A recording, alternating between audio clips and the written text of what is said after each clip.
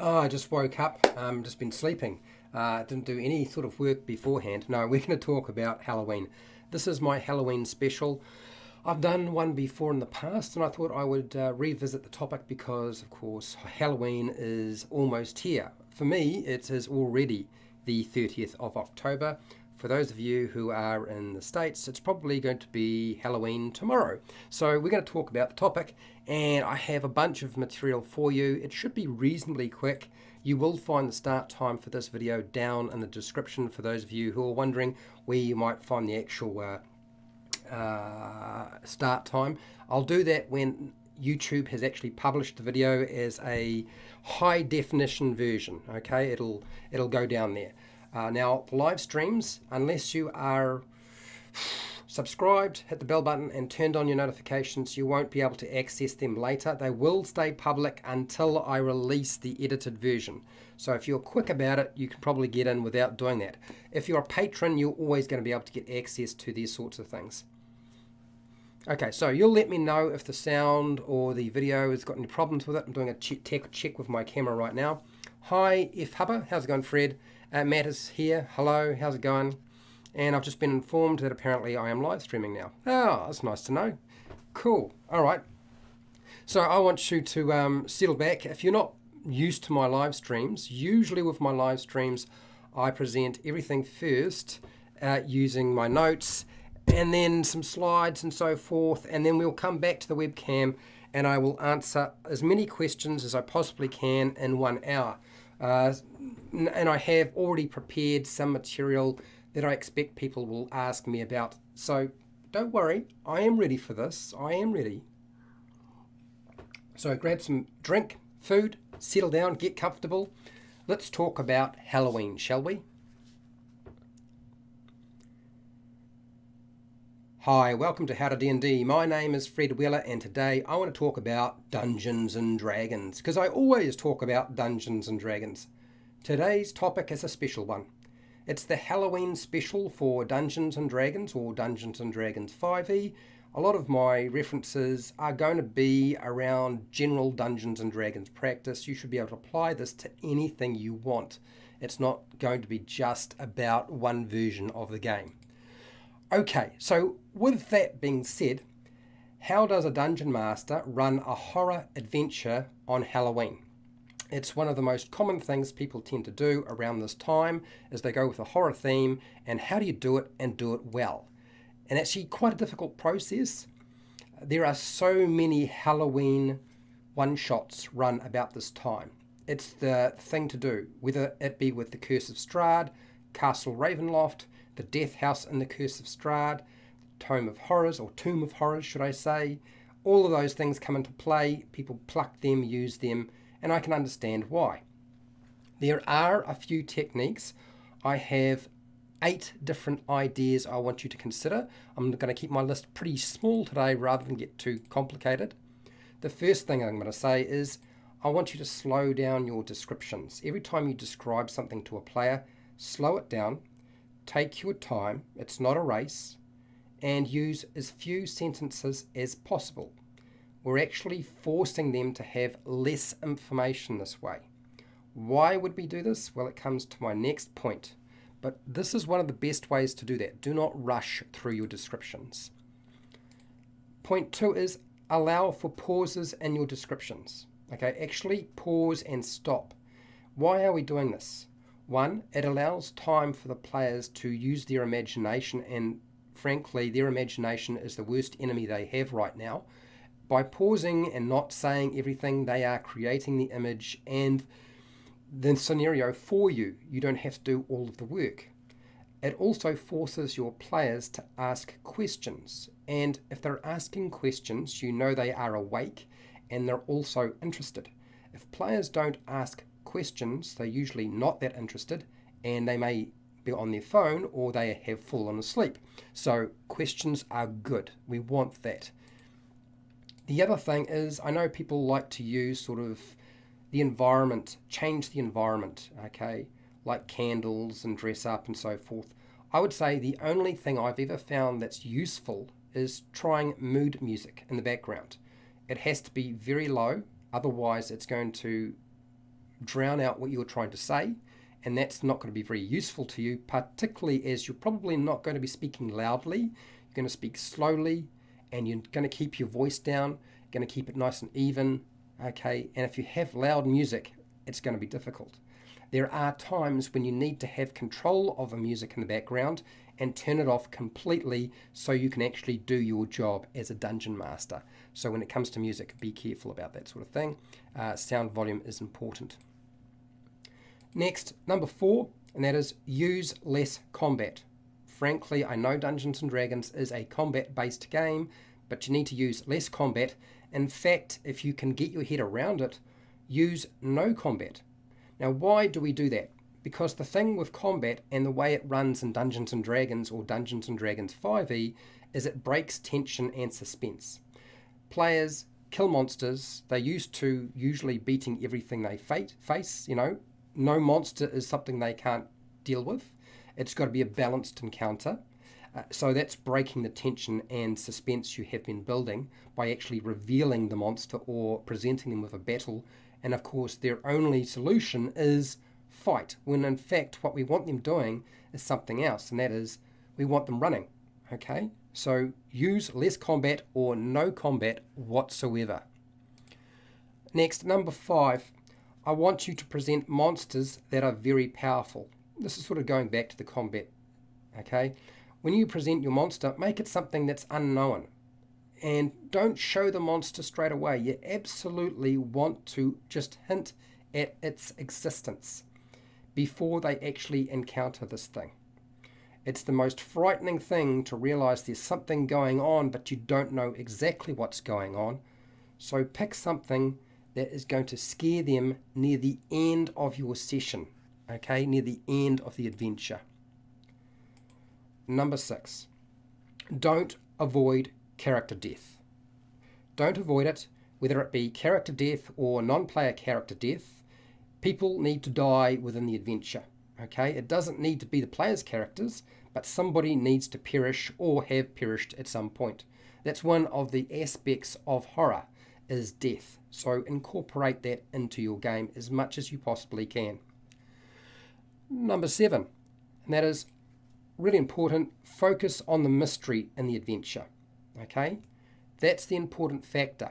What you're trying to do is get the players to follow the clues and the tips and the hints that you have presented in the adventure and figure out what's going on. That's the nature of horror. Building up tension and suspense is done by presenting them with something or a threat that they don't really fully understand. That's the best way to build horror and tension in a Halloween special, okay? And the last point, which a lot of people forget, and I'm going to point it out, I've mentioned it before, number 8, players are going to get tired when you run something that's horror or terror-based, okay? Halloween specials are about being scared. So I want you to run a shorter session. And if you can't run a shorter session because you are trying to squeeze it out in one go, then I want you to take breaks. So extend the period of time you play for and build in some breaks so they can go to the toilet, take a drink, get some food, and just have a breather. Okay? Otherwise, you're building up tension constantly. And that's not necessarily a good thing to do to somebody at your table, particularly as they're probably your friends.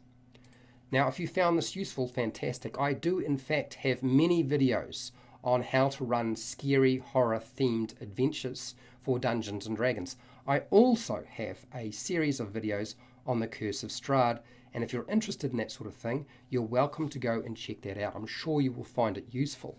If you want to support the channel so I keep doing video content like this, you can do that through Patreon. My Amazon affiliate links down below in the description. I have a merchandise shelf underneath all of my videos, or just watch my videos. That's all good too. Make sure to share, like, and subscribe. Hit the bell button to be notified when I go live and when I publish new videos. And hey, till next time, keep rolling those 20s.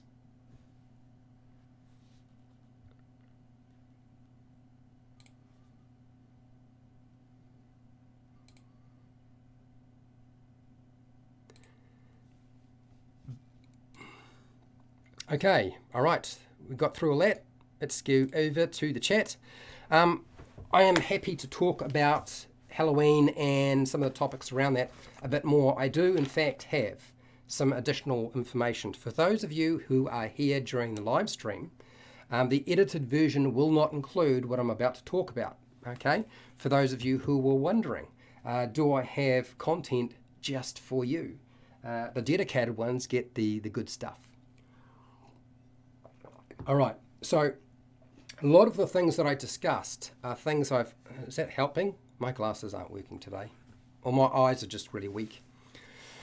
Bones and Crows. Hi, how's it going, Bones and Crows? Cameron's here, hello. And Prep, Cook and Survive, hello. Okay, so a lot of the things I discussed I have talked about before in previous videos, okay?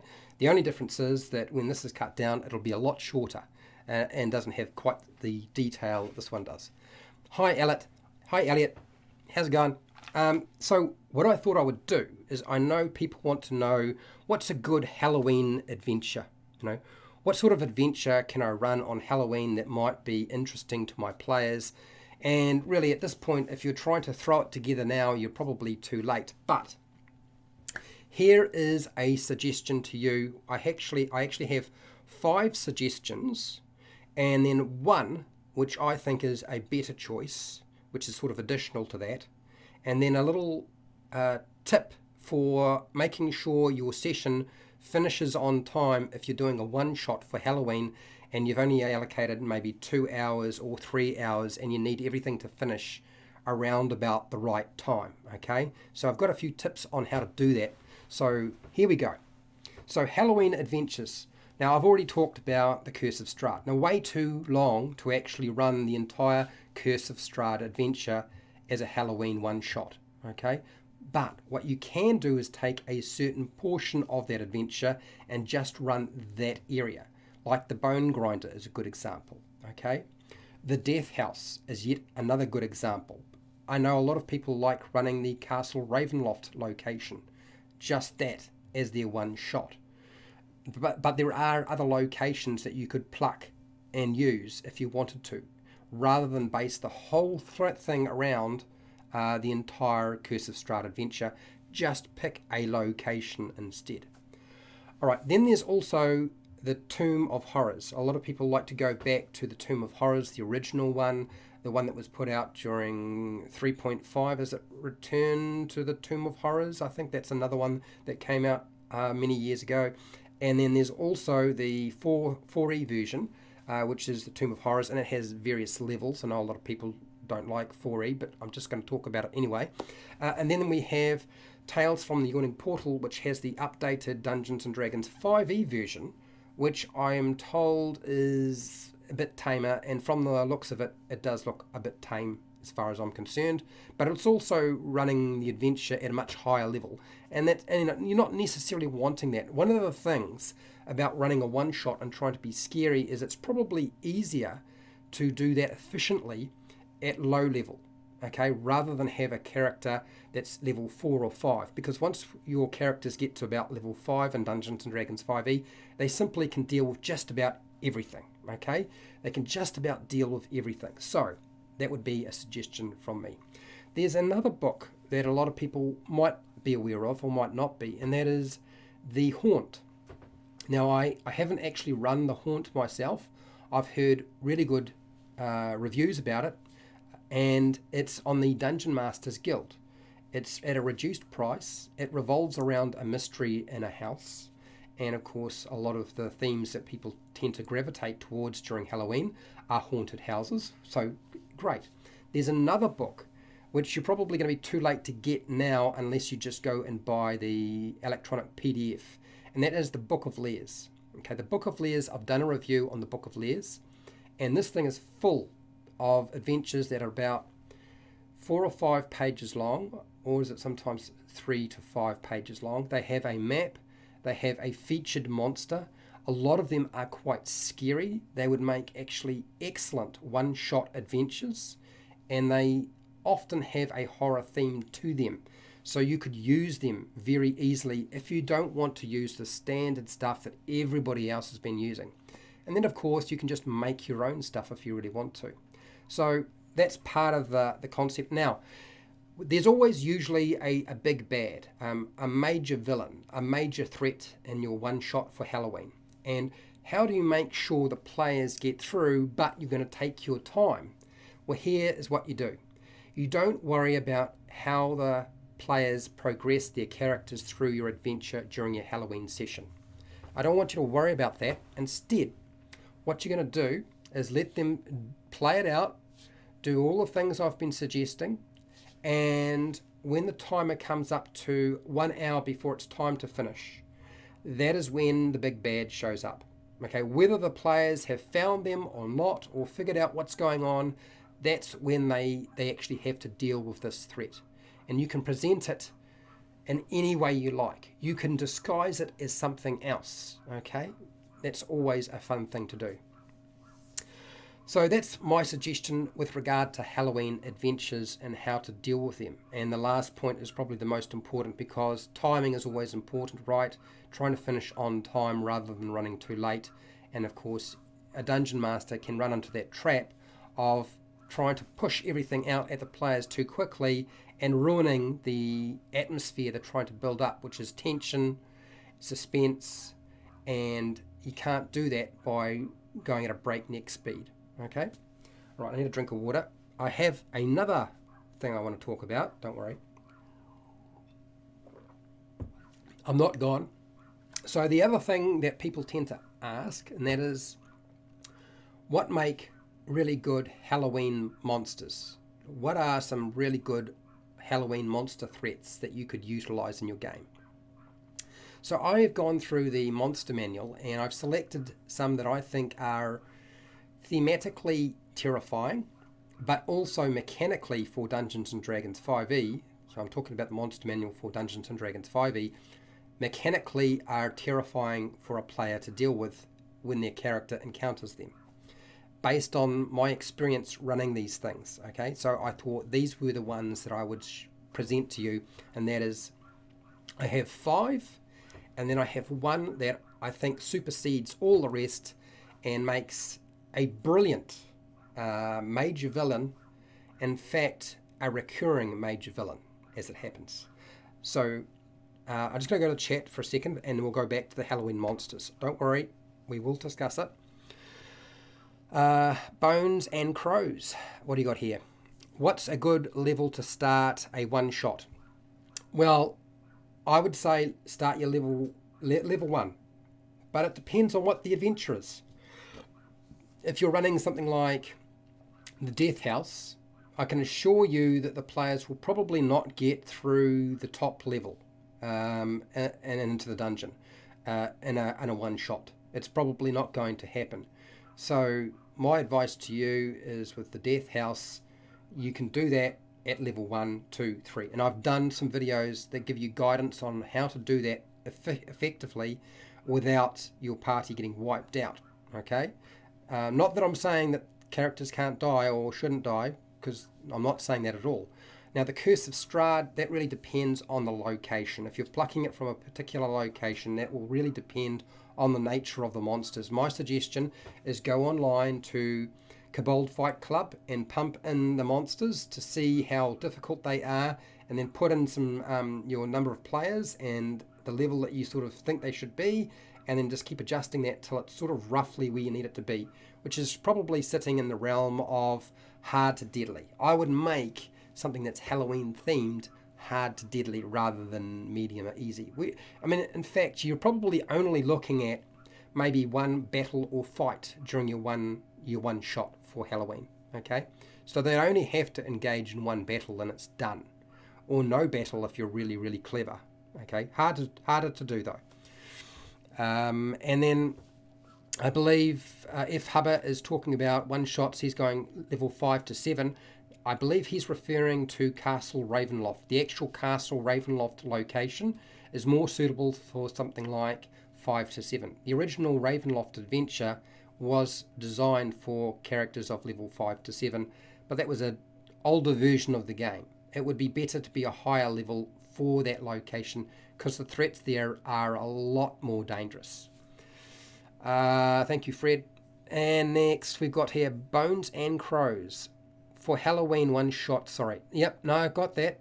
I got that. Like I said, if you can go for level 1, that's the way to go. Fred, you can run a level 0 Halloween one shot if you want. Yes, you could. Where, they're not really, they don't have powers, they don't have special features and so forth. But that's only going to work if you've got players who are willing to sort of buy into that. If you don't have players who are interested in that sort of thing, then maybe don't do that. Okay. Okay. Now, so Fred's got here. So we need to engage in this part just for a second. Fred, remember it's okay to kidnap PCs, but don't kill the player. Okay, so I would just like to remind people that killing players is still illegal, and killing their characters is all right. Okay, it's a one shot. It's not a big deal. Players, still illegal. Don't do that. Okay, just the characters. Okay, so next, let's go back to the Halloween monsters I was trying to talk about before. Feel free to chuck in any questions. If you have questions or feedback, you're welcome to do that in the live chat. Do that while I'm still here, because once I get to the end of what I have to say, I'm going to go. Okay, and I have the monsters to cover and then some ideas around Halloween that I thought you might be interested in hearing. Chances are you already know about these, but we'll see how we go. So, Halloween monsters. My first pick, or my number one pick, not necessarily in any particular order, but I like these. So number 1 is the Banshee. Now, why do I pick the Banshee, which is on page 23 of the Monster Manual? Because of the whale. Because the whale can pretty much devastate the entire party. It's a creature that can escape. It can vanish. It can disappear. You do not need to present it in such a way that it's a fight to the death, where either the players perish or the creature perishes. The Banshee can be presented, and then once it's done its job and made its presence known, then disappear again. That's more frightening. It's more frightening to present a Banshee and it disappear and they don't actually destroy it, and then they don't know if it's coming back again. That's far more frightening. Okay, Banshee is a really good one. Mechanically, it works really well, but only really at lower level. If you're playing at too high a level, then the saving throw on the whale, a DC 13, I believe it is, that's really not going to help you very much. Because at higher levels, paladins have auras, other classes have features that pretty much mess up anything you can do with that. So just bear that in mind. Use it at a lower level rather than the higher level.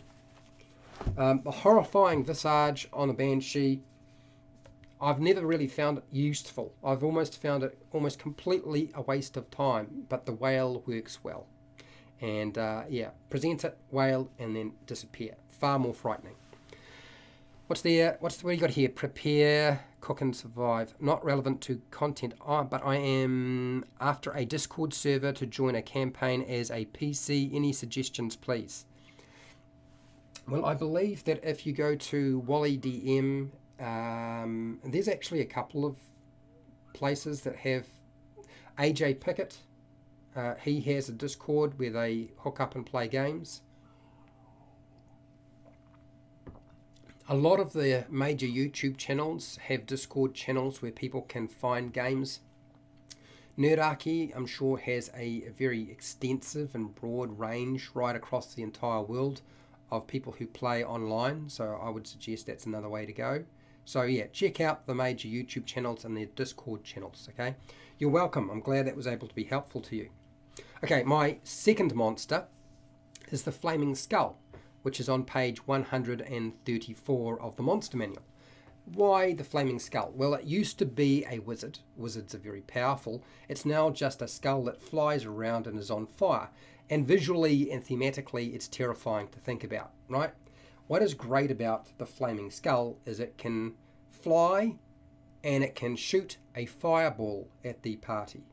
A fireball. It's not a very high-level creature. It's actually a pretty low-level creature. So you can present this to the players and it will make a mess of them pretty severely. I would not use level 1 characters if you're using a Flaming Skull, because the fireball will pretty much cook everybody. If it doesn't kill them outright, it will knock them down. for level 1. So you really want your players to be roughly about level 3 or 4. Okay, one of those is more than enough to scare them, because all you do with your flaming skull is you move it out from behind cover, it shoots the fireball and then moves behind cover so they can't attack it. That'll frustrate them, not to mention they've already got to deal with the fact that they've just been absolutely hosed. And so flaming skulls are really good for that. 1, 3, 4, I believe it is. What else do I need to say? Oh, and you can continue to frustrate them with its fire ray. Its fire ray is not a huge range, it's only 30 feet, but it can move out in and out from cover, firing off this thing if you wanted to. It also has a number of spells it can cast. And what I would often do is I would open up with fireball with my flaming skull, and then I could use something like magic missile, because magic missile, you just need to see the target. You don't have to roll to hit, it's just damage, that's it. And it's much more frustrating for players to deal with fireball followed by magic missile compared to something where they can have a chance to sort of make it harder for you to hit their character. Magic missile doesn't do a lot of damage, but it's guaranteed of doing something. Now, of course, there'll be wizards who have shield, or other casters who have shield. They'll be safe, but the fighters, they're not, okay? Those who use ranged attacks with bows and bolts are not going to be safe, and your close quarter combat characters are not going to be safe from a magic missile. Okay, and now, where else are we? Let's just have a quick look here. Oh, F Hubber's got here, the DM Lair YouTube channel has a Discord. Yes, I'm sure Luke has a pretty extensive community where you can go and find games if you wanted to. What else have we got here? Fun thing is the flaming skull is hard to kill. It is actually very hard to kill. One of the things that a lot of people don't realize is rejuvenation. In other words, you have to know how to destroy it. You have to have a remove curse spell, a dispel magic spell, or you have to sprinkle some holy water on the thing. Otherwise, it just comes back again. And that's one of the worst things you could have, right? Is a beast or a creature that is able to come back after you've already defeated this thing. And you could base this around an evil wizard who was destroyed and is now a flaming skull. I'm drinking some water. I'm halfway through. Okay. Next monster on my list. Number 3. One of my favorites. A very frustrating creature. Thematically terrifying as well. And that's the Night Hag. A lot of the hags are pretty scary. But the Night Hag in particular, which is on page 178 of the Monster Manual. Why the Night Hag? Because it can move from the material plane to the ethereal plane. And it can use magic missile. I found this creature to be one of the more frustrating mechanically to deal with for players. But what's great about the Night Hag is that they can, if somebody is sleeping, they can affect them and drain their life from them. Essentially, their life is reduced and there's nothing they can really do about that, okay? Which is awesome. It means that you've got to be careful about where you sleep. My players, I did this to my players many, many times, and they could never understand what was going on. The other thing about hags or night hags is, you know, if you think about the Curse of Strahd, the hags in that adventure are selecting children who have souls, stealing them from their parents, grinding them up, so they're killing and grinding them up, bones and meat and all, and turning them into meat pastries and selling them to somebody else with psychedelic effects that, you know, cause bad dreams. That's a absolutely terrifying concept. Absolutely horrifying, right? So that's why I mentioned the bone grinder from the Curse of Strahd, because it's probably one of the more fun and scary locations, and it will really get the players fired up and they want to do something about those hags. But destroying the hag is a much more difficult process. So 178, I'll go over it just very, very quickly, unless I have missed anything here. So Nightmare. This is the one thing I used a lot, is Nightmare, because it is so effective at messing them up. And I suggest you use it as often as you possibly can. Okay, and once the hag starts sort of losing hit points, don't wait to a certain point. Just have it disappear. As soon as it starts taking hit points and its turn comes round, okay, it's got 112 hit points. This is a good time to have it leave. Just have it leave, because it can bide its time and wait. As soon as the players decide to rest in this location, it's going to come back and suck the life out of them. So that's one thing I would suggest to you, because it is an action to actually change or move from the material plane to the ethereal plane. So that's one of the things you've got to remember. It can cast spells. One of the spells I used the most was absolutely Magic Missile. Magic Missile is great. Why? Because I can cast it without having to roll to hit. I can cast it up in close quarter and at range. And if you put them in a very tight location, there's not very much they can do about that. I can also target 3 different creatures with a magic missile, because there are 3 darts. Okay, 3 darts, 3 different targets can be hit. And if you're dealing with a party, that's one of the biggest issues you have, is action economy with a monster, particularly if you're only presenting them. But you can include a Night Hag and a bunch of Crawling Claws. Crawling Claws don't do very much, but they will make it more difficult for them to deal with just the hag alone.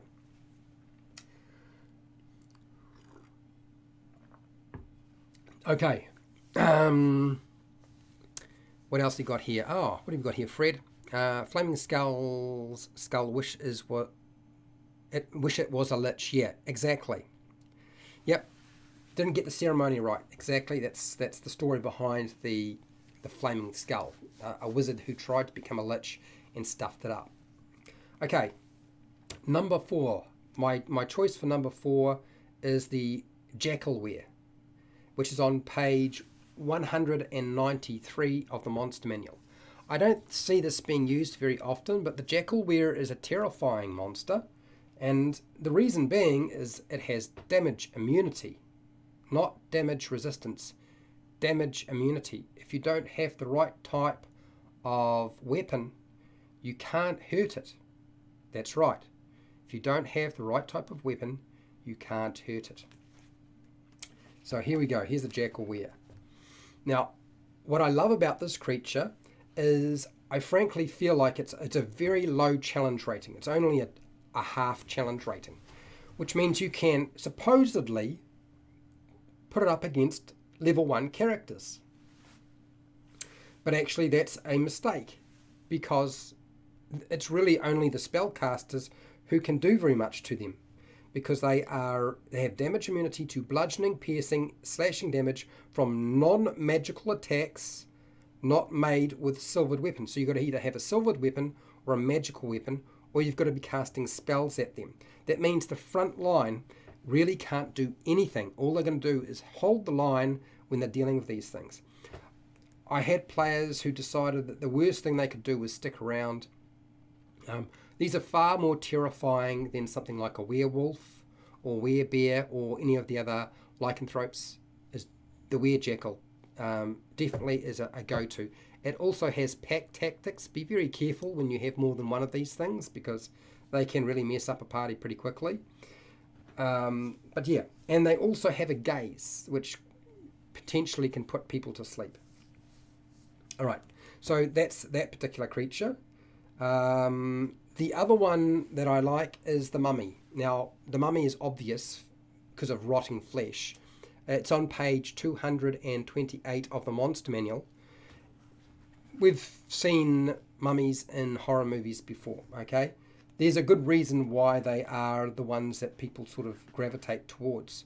And it's usually because of the mummy curse. The mummy curse is being affected by it. Now, they have a dreadful gaze, which you can use, but it only affects one creature, okay?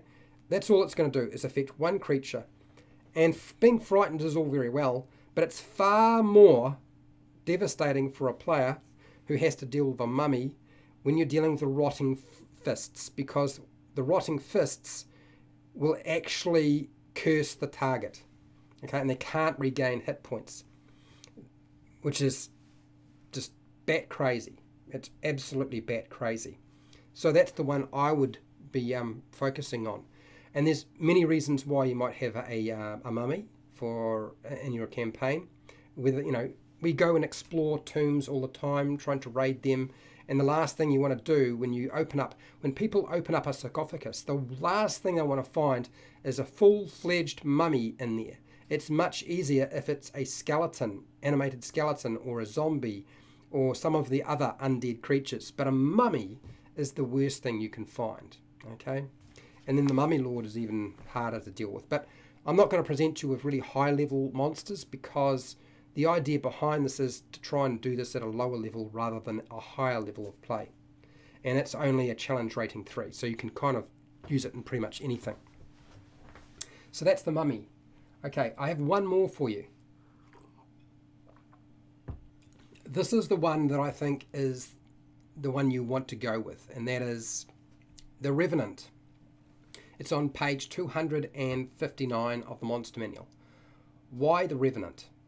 Because it's like dealing with Arnold Schwarzenegger playing the Terminator. This thing just does not die, okay? There's not an awful lot you can do against a Revenant. So I'm going to turn to this because it knows where you are. It will chase you down, and it always knows where you are. You're like a magnet. Once you're the target of this thing, it just does not stop. It shows no mercy, and it will only stop once it's fulfilled its objective.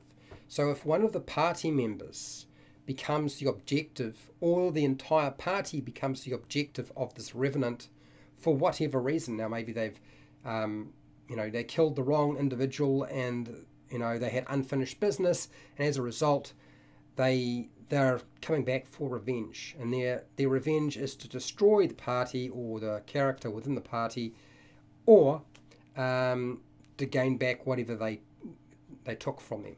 Okay, maybe it's a special item. They will only stop existing once they have achieved their objective. So the thing about this is, fists and vengeful gaze and all the rest is all very well. It's the rejuvenation that's the important thing to think about in terms of how frightening it is. It does have damage resistance to necrotic and psychic, and it does have damage immunities to poison and some damage, some condition immunities as well, quite a few as it happens.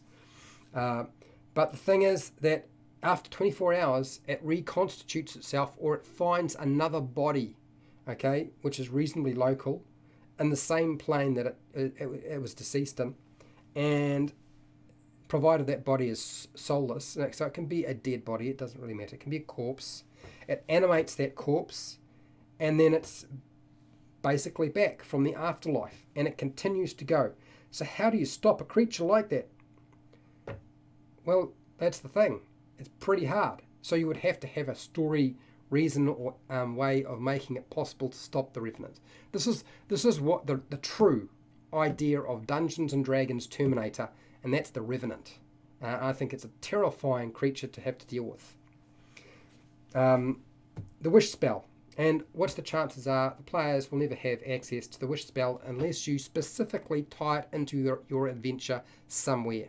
Okay, so that's the one. And you can present the Revenant many times. They could destroy it multiple times, and it will still come back again and again and again. What do you got here, Fred? I see you've written something down there. Chase the murder hobos with a gang of Revenants. It's funny you should say that. Of all the townspeople they killed for no good, for not giving them free stuff, wonderful Halloween adventure. Yeah, you can imagine what's the worst thing a murder hobo group can have is that they face themselves with an individual who becomes a Revenant. Okay, it doesn't even have to be a group of Revenants. It can just be one individual who is the Revenant. So yes, a fantastic monster. And the Curse of Strahd, when I was running this was like the ticking clock. When they finally wound up with the Revenants chasing them, which they did, the Revenants always knew where they were. And as a result, it was difficult for them to take a short rest or a long rest, because they had to find some way to either lock them away somewhere or throw them down a mountain, so they had to climb back up the mountain to the players, or and knock them off a bridge into a raging river so they would be washed away, and then of course have to get out of the river and come back after them. So they were always on a time limit. They didn't know when these things would show up, so they had to fulfill the objective before the things caught up with them again and again and again. And I think the Revenants were probably, out of everything that my players faced, were the most difficult aspect, and created much more of a ticking clock and panic, a lot of panic, and unsure, just totally unsure about what to do next, but definitely a bit of panic. Okay, so that's the monsters. I'm almost finished with my stuff. I'll have a quick look here at my last little topic for you with regard to Halloween, and that is Halloween ideas. There's a lot of stories that people draw from during Halloween, and the ones that I'm sort of going to suggest to you, I don't think that you couldn't think them up yourselves. I'm sure you can. I've heard people mention Baba Yaga stealing children, one of her pet things to do, stealing children and eating them. Okay, so absolutely use Baba Yaga. And the walking hut itself is a fantastic image. It's a terrifying concept. We always tend to sort of, when we think Halloween, we think witches, and Baba Yaga is like the witch of all witches, really. Then, of course, you've got vampires and Dracula, the Dracula story. And this is, of course, what inspired Ravenloft being written and created, and The Curse of Strahd. It all came from the story of Dracula and the mythology behind the vampire. Okay. Another one that tends to crop up, and that is, what do you got here, Cameron? Hello, Hubba. Okay, If I run into murder hobo players, that is definitely going to happen to them. Laugh out loud. Yeah, I have to say I really do like the Revenants. Okay, back to the topic at hand, which is number 3 idea, and that is the Sleepy Hollow story. That's the Headless Horseman. I don't know that there's anybody who hasn't either watched the movie or read the book or know the story of Sleepy Hollow. So another great way to sort of present it. Put a twist on it, make it your own. Don't redo everything exactly the same. There's also the haunted house. There's the house that nobody goes near because everybody knows it's haunted, or there's the house that, for whatever reason you're traveling and you have to stop because there's a storm, and you wind up in this house that nobody seems to be living in, and it's haunted, and you have to deal with the threats and the dangers and whatever's going on here, because it's full of ghosts and apparitions and things that maybe not looking to hurt you or harm you, but maybe some are. So yeah, the haunted house. And of course, this is probably, that concept is probably what spawned Chris Perkins to create the Death House. The Death House is really a reflection of the haunted house. And as I said, there is an adventure called The Haunt, which you may find very useful. And then there's the story of Hansel and Gretel. I guess there's a lot of children going missing in these ideas, but the story of Hansel and Gretel, Witch in the Woods, House Made of Candy, all really good ideas that you can utilize, and like I said, just take parts of them and then break them apart and make them your own and twist them a bit. Okay, maybe the threat is not the threat that they were expecting. Maybe it's Hansel and Gretel who are the threat. The children that supposedly were captured by the witch. The witch is actually not the main villain, and the children are the main villain. You never know. Put a twist on it and see how it goes.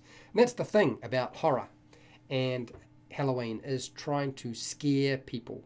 Not the characters, but the players. Figure out what your players are responsive to.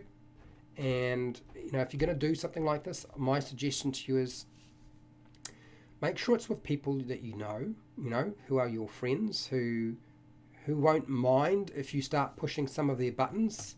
When you do it with people you don't know, it's a bit more difficult. I don't recommend running a sort of a scary horror themed adventure with people you don't know, because you don't know what their boundaries are going to be, and you don't really have time with a one shot during Halloween to do a session 0.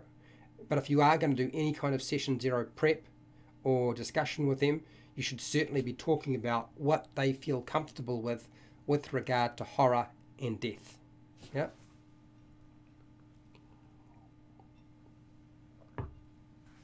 Okay. All right, I'm almost out of here. Do it every full moon and the revenants get stronger. Ooh, okay. All right. Yes, you could. Why not? Headless Horseman resembles a Revenant in some ways. Yes, it does, actually. I think you're absolutely right there. The only difference is that this Revenant doesn't need its head. It can throw its head at somebody. And it's on fire. Or it can spy on you, which is sort of a scary concept as well. What else you got here? Fred, kittens in a box. What's turned out to be magic devourers? Yeah, I was thinking, because I was thinking of the intellect devourer, because when you're presented with an intellect devourer, you usually don't see the brain on feet. What you do is you wind up encountering the creature that has lost their brain, and the devourer, intellect devourer, has teleported into their skull, and that's a pretty nasty creature. And of course, players won't ever know that the intellect devourer that's inside the body of whatever creature it is currently inside of is actually there, and it can still do all the things it was doing before. So you're dealing with the original creature and what it can do in terms of an attack or what sort of threat it can be, plus the intellect devourer inside its head. Okay, so intellect devourer, pretty nasty creature too. Okay, what do I got here? D. Hi D, how's it going? Is a Revenant how you'd run a Delahan? I'm not sure what you mean. Okay, is a Revenant how you would run a Delahan? I'm not sure what you mean, mate. You'd have to, yeah, I'd need a bit more information to understand what you're trying to say there. Reginald, oh, I thought I was going to be able to get away. You guys are throwing in comments again. Okay, Reginald, what do you got here? I find a little comedy goes well with horror and break things up. Yeah, so here's my advice, because I've done videos on how to do dark humour during a horror story, and it does break it up. What I find when you use humour though in a horror is that breaks the tension, and then you've got to build that tension up again. It's actually probably better to take a break rather than inject dark humour. Dark humour works well if you're running something like a full-blown campaign. Okay, if you're rolling through something like The Curse of Strahd, which is a long-spanning horror story, gothic horror story, then absolutely dark humour makes sense. But if it's a one-shot, you probably don't want to use something like humour or dark humour in it. You're better off to actually just pause the game, let people have a little rest and have a chat, and then come back to it. Otherwise, it takes a lot of time to build up that tension in a person's body by what you're doing as a dungeon master, and you kind of put a wrecking ball through it when you start breaking out the jokes or presenting something funny during your session. And you don't have time to build that back up again because you're only dealing with a couple of hours. Okay, all right. I'm still not going to get away. Okay, what do you got here? Fred, what have you got? Not Intellect Devourer. And second edition creature that siphoned magic out of magic items, the Magic Devourer. Ah, right. Okay. Yep. The Magic Devourer. I think I do remember that. It's sitting in the book behind me on the shelf. Hi, Cameron. What do you got here? There are fire-breathing jack-o'-lanterns in Pathfinder. Yep. 1E that are low enough CR to just toss into a 5e game. Yep. I don't particularly like the jack-o'-lantern as a threat. I know it's very sort of, pumpkins and Halloween is very connected, and scarecrows and stuff like that. But I always felt like it was just a bit overused, and that's why there's pumpkins on the thumbnail for this video, right? This live stream. But I just feel like I didn't want to go the jack-o'-lantern way. But you can if you really wanted to. It's up to you. You run the game, not me. Fred Daniel, how's it going?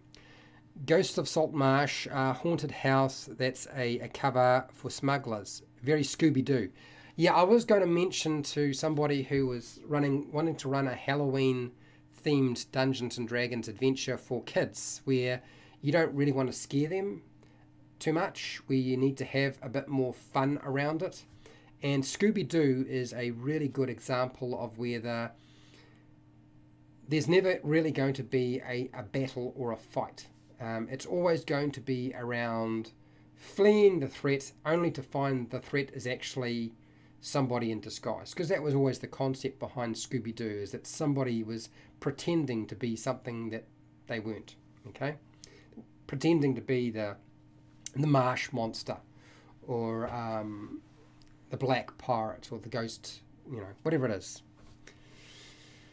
What do you got here, D? Adelhan is the what? Is the Fey base for the Headless Horseman. Ah, okay. But it can't be a man, a woman, or even the horse without its head. Oh, okay. Oh, that's interesting. Yeah, that would make sense. Yeah, absolutely. Use a Revenant for that. Absolutely. I think that would work fine. What do you got here? Reginald, thank you for... Yep, no problems. I'm glad I was able to share some insights. I think that's it. I think we've covered everything in the chat. I covered all the questions. I covered all the material that I said I would cover. Hopefully, for those of you who stuck around for the live stream, I've given you kind of what you wanted, which is how to actually present your Halloween session and be sort of scary, and some ideas around the sorts of adventures you could use. The Death House is free. You can get it online for nothing, and it's down in the description. You should be able to find that and download it if you want to use that. The monsters I've suggested, they're all really good monsters. They work well, and they will cause all sorts of strife for your players. They're not just frightening thematically, but they are frightening mechanically as well. And then some basic ideas about sort of, what you could do if you want to sort of homebrew stuff. I think when people are homebrewing Dungeons and Dragons adventures for Halloween, they really don't need any help from anybody, frankly. Okay, you're welcome, Matt. Okay, let's wrap it up there, because I'm about to lose my voice, and I want to go and do something else before I lose my voice. So thank you for showing up to the live stream. Whether it's the morning, night, afternoon, or early morning, please look after yourself, your family, and your friends. Be nice to your neighbours, and hey, till next time, keep rolling those 20s.